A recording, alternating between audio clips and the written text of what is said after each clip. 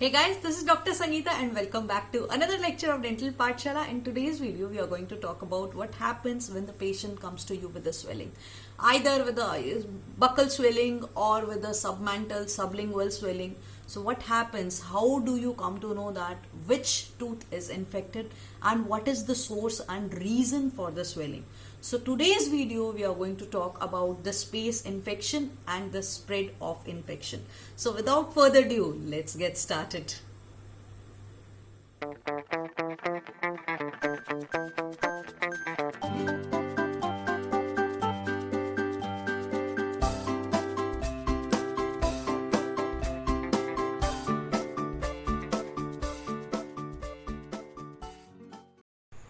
So guys, before we get started, make sure you subscribe to our channel and click on the bell icon. That way you get a notification as soon as I release a video lecture. So talking about space infection. So this video, we will be talking about space infection in the mandible. So to understand this, first we should understand what is space infection. Space infection. What is space? So before that, what is space? So space is basically the universe. As we know that universe is made up of space, and in the universe we have planets, like we have Earth, we have Saturn. So like that we have planets, right, in the space. So these planets, and also we have stars in the space. So this is basically the space, which is the universe, right? In general, if we are talking about the space, whatever you know about space before reading the space infection chapter. So these planets are the muscles. These stars is the connective tissue. So what do you mean by that? Space is basically between the muscles. The free space which is present in the muscles is the space, is the fascia. So this is what we are talking about. So within the muscles, all the part of the connective tissue which is present is what we call the space, or we also call the fascia. So any infection in this space occurs. Now when this occurs, when there is suppose there is not any ozone present, when ozone is not present, then from the foreign substance are going to invade, right? So like that, if our body immunity is low, like ozone, then we get the infection in the space, which is the space infection. Now, majority, why we are reading this space infection? Because infection from the teeth, right?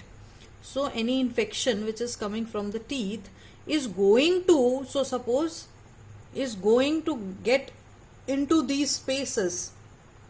And once it enters these spaces, it is going to do so much of harmful things that you cannot even imagine. So I will be telling you about this, that what are the benefits, what are the drawbacks of knowing the space. There is no drawback of knowing the space, but there, because of the space infection. So this is actually very fatal if you look at, because the infection actually starts from the teeth and it reaches until the heart. So this is what we are talking about in the today's lecture, because we want to be healthy, we want to rule out certain things. As a dentist, we should know that this particular, if the patient is having swelling in any particular region, then this is the reason for the swelling. And in your clinical practice, trust me, if you know the space infections, that it is very good to rule out some of the abnormalities or some of the diseases, because once you know that the swelling is due to from this space, then you can rule out. So coming about when the tooth get infected, when there is an infection which enters the pulp, what happens? It proceeds towards the pulp, it goes towards the apex, it causes in the apex, periapical region, like that, and after it gets into the bone, then it perforates. See, there are two things. One is, it is either going laterally and perforating the soft tissues. Another one is invading into the bone and more into the bone, right? So when it spreads, it is like the coronavirus. How it is like coronavirus? You will be like, ma'am, please, perio also. You told one story about coronavirus, but not in surgery. But what should I do? Because nowadays everything in the mind is all about the coronavirus. So this infection of spread is like infection of coronavirus. Like with the neighbors, the coronavirus, see, whoever get closer to one who is infected gets the coronavirus. Suppose this is person A, this is person B, this is person B. If he get closer to this, he gets coronavirus, right? So the one who's closer to this gets the corona. And once this person get corona and goes to his home, so whatever is there in their family, they will also get coronavirus, like that, right? And once the whole family get infected and they open the door, then whole of the neighborhood get infected. So the same way, that means once it crosses the bone, once this infection crosses the bone and reaches the periosteum, then that is it will get localized within its family. So it will get localized in the periosteum. So this is called the subperiosteal abscess. When from the bone it is going towards the periosteum and it is getting localized in the periosteum, then it is called the subperiosteal abscess. So again it leads to bone infection. Then basically in this infection follows the path of least resistance. So wherever it get ways, because whoever is not washing hands, like coronavirus, whoever is not washing hands will get infected. So whoever the path which is least resistance, it get that path. So once this COVID house is unlocked, the whole of the neighborhood is affected. Like that, the whole of the spaces get affected. So there is a space infection. I guess now this is a lot about the story part, and now we should actually read about the space infection. So you know the anatomy, right? Suppose this is the mandible. Then we have here is the midline. Then we have anterior belly of digastric. We have hyoid bone, right? So like that we have hyoid bone. We have anterior belly of digastric, posterior belly of digastric, and here we have the submental space. So the submental space is basically in the center. So whenever the lower center incisors get affected, now one by one we'll be talking about spaces, right? First of all, let's talk about the submental space. Submental space. So what happens when there is a swelling in the midline? So because there are incisors, lower anteriors. So these lower anteriors, when they get infected, they are going to infect the submandibular space. Let's just draw one more diagram to explain the sublingual as well as the submandibular. So this is the hyoid bone, right? Which is the greater wing, the body and the greater wing, right? Now, from the hyoid bone, we have mylohyoid muscle, right? Which is coming from the mylohyoid ridge to the hyoid bone. This is the mylohyoid muscle. So we have the mylohyoid muscle from both sides. And also we have hyoglossus muscle here. So this hyoglossus muscle is also attached. As the name suggests, hyoid bone, glossus to the tongue. So this space, basically the whole space, empty space, as you can see up, is our sublingual space. Okay, and the space which is present in the mylohyoid muscle is the submandibular space. Now in the sublingual space, here we have sublingual salivary glands, and also we have nerves and arteries passing by. So we have here also lingual artery passing by. Also we have lingual nerve passing by. We have lingual nerve also passing by in the submandibular space. And also if you see at the submandibular space, because see sublingual space, the sublingual space, this is the sublingual. So submandibular space, we also have the submandibular salivary gland, and the duct of this salivary gland is coming into the sublingual space also. So once the sublingual space is affected, we have all these things which can damage. Now talking about the submandibular space, I'm gonna make one more diagram to explain you this. Now these are the teeth, the lower teeth, the upper teeth. They are not in proper occlusion. I have not made in proper occlusion. So this is the teeth, right? Now this one is the mylohyoid muscle here. So here is the mylohyoid muscle. Then we have lower part, we have the platysma, right? And here is the mandible. This is the bone. So between the mylohyoid muscle and the platysma is our submandibular space. Now in this space we have also submandibular salivary gland. So now if any infection occurs in this space is going to be beneath the mylohyoid muscle. See, this is the submandibular space, and if you look at the sublingual space, then above the mylohyoid muscle is the sublingual space. Sublingual infection, sublingual abscess I have drawn. So look at this again. The mylohyoid muscle, above this is the sublingual space, and between the mylohyoid and the platysma we have the submandibular space. So the sublingual space is above the mylohyoid. This you have to remember this. Why I am telling you again and again is because it is very important. So this is the sublingual space above the mylohyoid muscle. As you can see, sublingual. Below the mylohyoid we have submandibular space.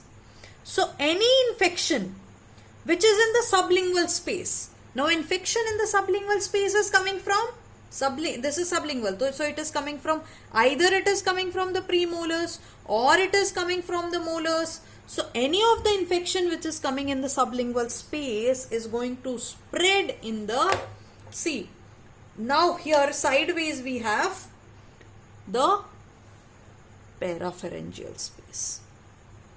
Parapharyngeal, both sides.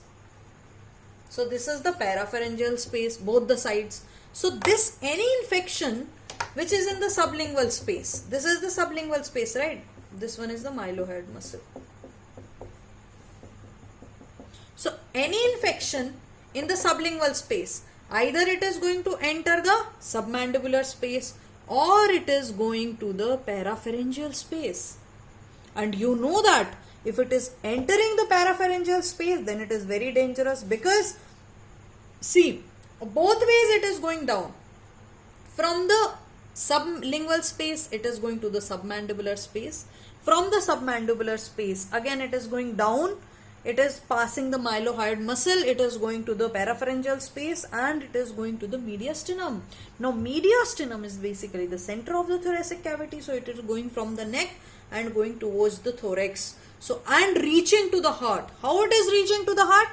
So from this parapharyngeal, it is going down. It is going to the retropharyngeal. When it is, see, now I have to make this. This is the vertebral column, right?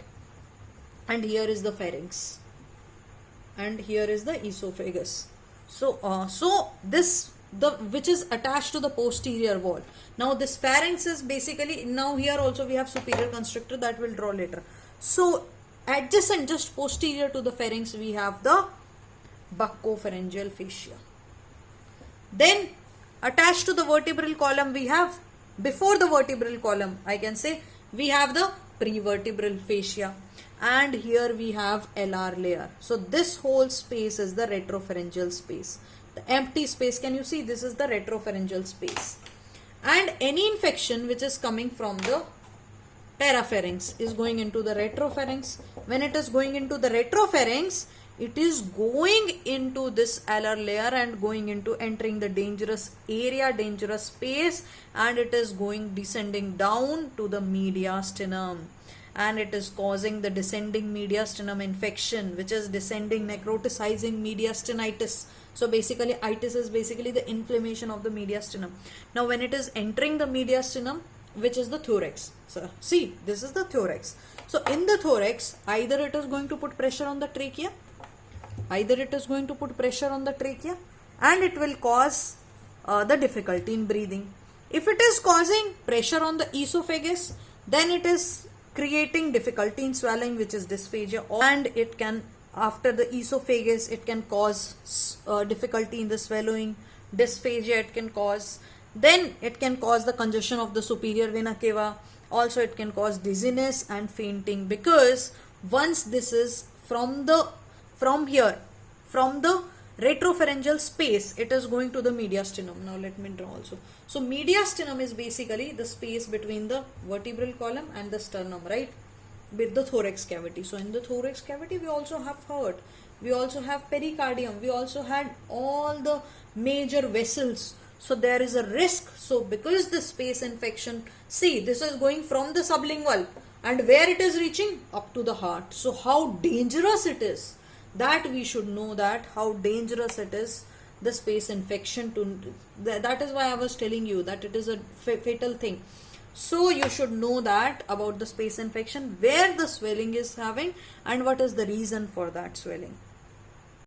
And when there is infection of sublingual as well as submandibular, then this is called as the Ludwig angina.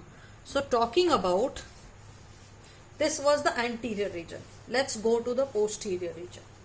So if we go to little bit angle of mandible and ramus of mandible, then we have, this is the mandible. I'm going to put mandible. Then here we have the masseter muscle. So first, before making masseter muscle, this is the zygomatic arch, suppose. So from the zygomatic arch, it is going towards the mandible. So this is our masseter muscle. Then we have, other side we have is the medial pterygoid. So this is the medial pterygoid muscle. Now from the masseter up till the medial pterygoid, we have a deep fascia. Actually I should have drawn it a little bit down, but I thought not to cut this off. So up we have zygomatic arch. If you remember, if you have watched the Gillies temporal, I have reflected the imaginary temporal fascia in that. So from the zygomatic arch, there is temporalis muscle, right? And below the temporalis muscle, we have the temporal bone. So if you really want to understand the temporal fascia, then watch the Gillies temporal approach. So this is the temporal bone. So the temporal bone and between the temporalis muscle is our true fascia. And before that between the temporalis as well as between the outer layer is our superficial. So this is basically the temporalis space.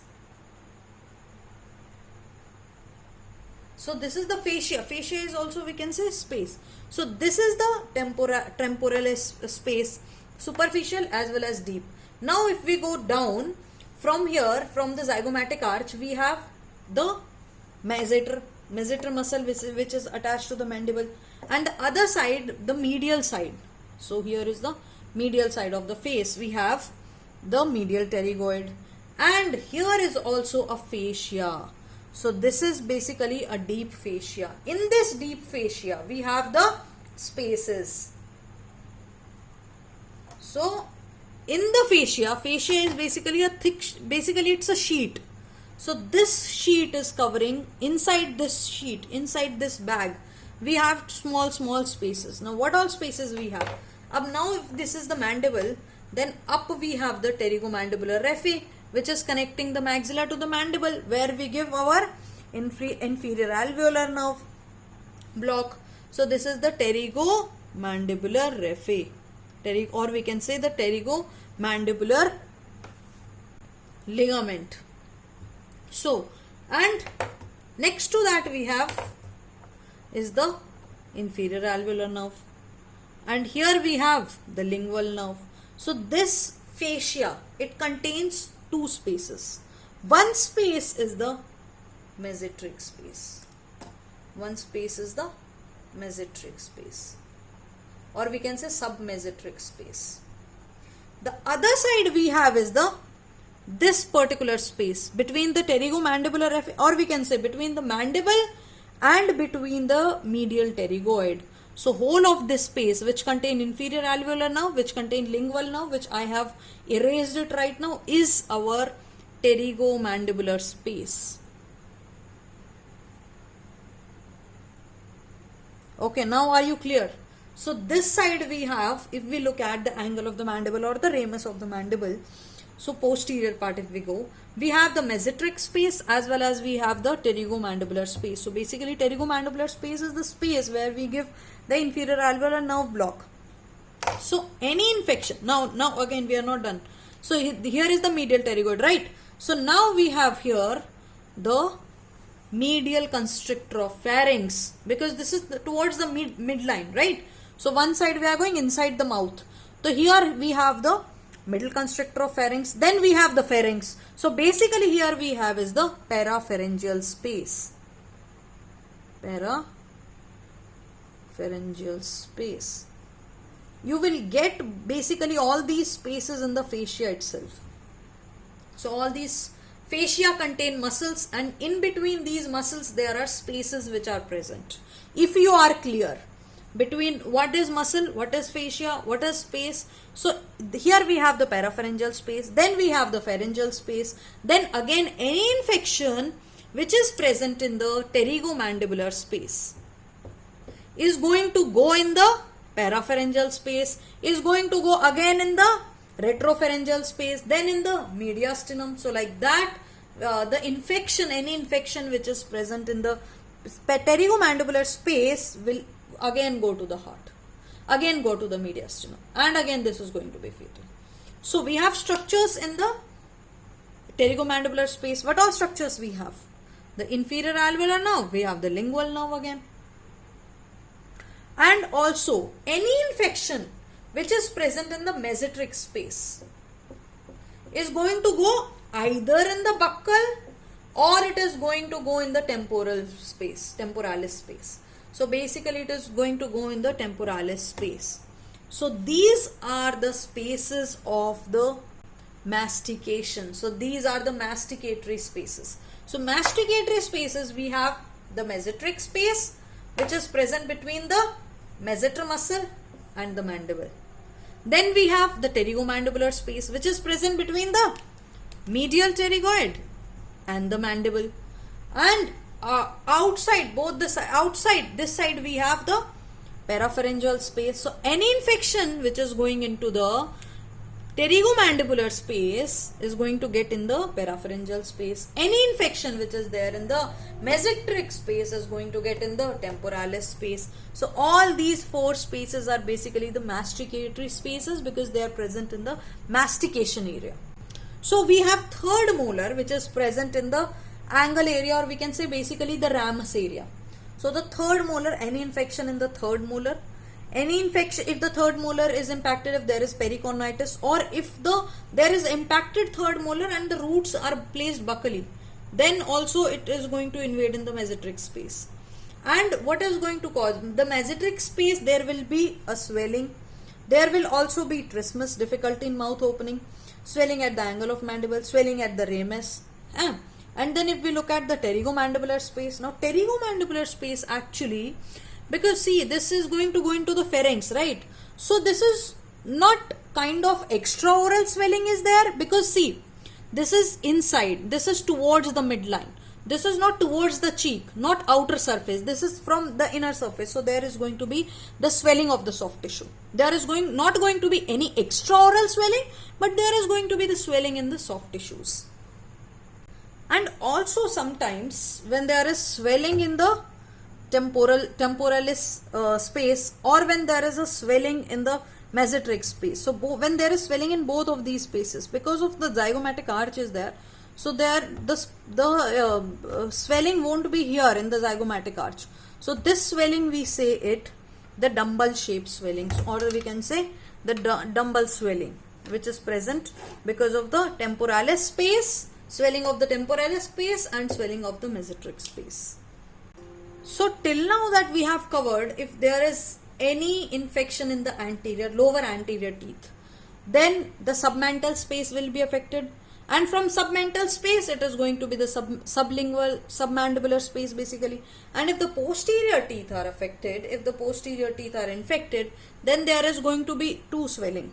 Either it can be the buccal swelling, so which will be in third molar, which will be masseteric, so buccal swelling, or it is going to go deep inside. If it is going to go deep inside in the other spaces, then it is, first of all, it is going to be the sublingual, right? From sublingual, it is going to be submandibular. From submandibular, it is going to be inside in the pharyngeal, then parapharyngeal, then mediastinum again. So we have two things now. If it is above the mylohyoid line, see, like third molar, we will be covering third molar in the next part of the video. So in case the third molar, not other teeth are not crossing the mylohyoid line. So this third molar is actually crossing this mylohyoid line. If there is infection above the mylohyoid line, then it is going to be the sublingual space infection. If it is below the mylohyoid line, then it is the submandibular space infection, which we have covered in the initially. If you remember, I have drawn a picture here. So we are left with only one space, which is our buccal space. So buccal space is present. See, you know pterygomandibular raphe, right? Once you look at here, the maxilla attaching to the mandible is our pterygomandibular raphe. So the hamulus process, it is attaching from the hamulus process of the maxilla to the posterior end of the mylohyoid line of the mandible. So we have pterygomandibular ligament. So pterygomandibular ligament, we have maxilla here, we have mandible here, right? So, and we have two muscles. One is, it is going inside the mouth, which is the buccinator muscle. The another muscle is, which is going here, the opposite end, which is the superior constrictor of pharynx, which is going towards the pharynx, right? So, which is going towards the pharynx, here will be our parapharyngeal space again. So, everywhere you are going to see the parapharyngeal space. And inside we have is the buccal space. Where is the buccal space? So, suppose if here is the buccinator, right? Above the buccinator and below the skin, we have this buccal space. So it is superficial to the buccinator, above the buccinator and below the skin. So space between the superficial fascia of the skin and the buccinator, the space which is present between this is the buccal space. So suppose this muscle is the buccinator muscle, and above that, of course, above muscle everywhere there is a skin, and skin has also the superficial fascia. So the fascia between the superficial fascia of the skin and the muscle, buccinator muscle, is our buccal space, which is present close to the molar area. So this buccal space infection you will see in the posterior teeth, mostly the molars. So the molars either, now see, the buccal space, it can either go to the parapharyngeal space or it can go to the sublingual or submandibular space. Got it now? If it is going laterally, then it can go towards the pharynx, then it can go to the parapharyngeal space. And if it is molar teeth, if any infection is there, or it can go to the lower side, it can go to the sublingual, then go to the submandibular, and then go to the, like that it can proceed. So this is our mandibular spaces. Third molar we are going to talk about in the second part of this video. I hope that you guys are clear now. So first is the, from mandible it is going towards the sublingual area, then it is going towards the submandibular area, then it is going towards the, now from the other side buccals, from the other side we have, one is the buccal space, another one from the other side we have is the pterygomandibular space, so the parapharyngeal space. So the parapharyngeal space, buccal space, submandibular space, all these space are going to the parapharyngeal space. So the parapharyngeal going to the retropharyngeal going to the mediastinum, I have explained it to you, and goes towards the hearts or in the thorax. So basically this is the spread of the infection into the space. So this video we have talked about the mandibular. Second part of the video we are going to talk about only the third molar, and in the next part we will also cover the maxillary space infections. So I hope that you guys are clear with the space infection now, because all of you guys wanted me to make a video on space infections. So I hope that I have made it easier for you to understand the space infection now. And if you enjoy watching our channel, then subscribe to it. What are you waiting for? And share it with your friends. And if you enjoy watching our videos, then hit the like button, and also you can click on the bell icon so that you don't miss any of my future videos. And in the description below, there is a chance to support me on PayPal or Paytm to make free videos for you guys and to make free notes for you guys. Thank you for that. See you soon.